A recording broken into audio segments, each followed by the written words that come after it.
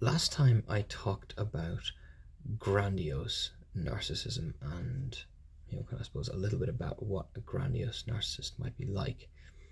This time, I want to talk about the other kind of narcissist. This is the covert narcissist, or occasionally called the vulnerable narcissist. Now, the reason they're called vulnerable narcissists sometimes is because their narcissism looks almost like the inverse of the grandiose narcissist.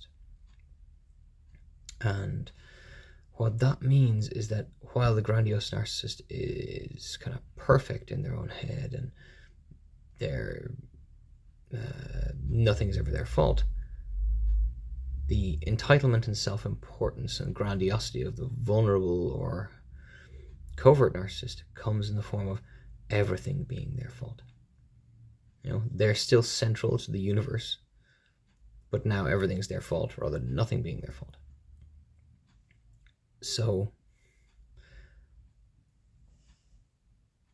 this is the kind of narcissist that is far more likely to show up in the therapy room. They wear their vulnerability, on their sleeves. They tell their partners that they have problems. They will actually go to therapy. They won't change in therapy, but they'll go to therapy.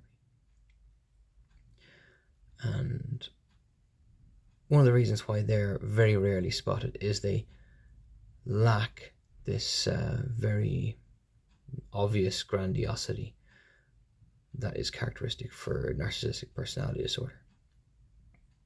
Now, that's not to say that they don't suffer. They do. They suffer quite intensely.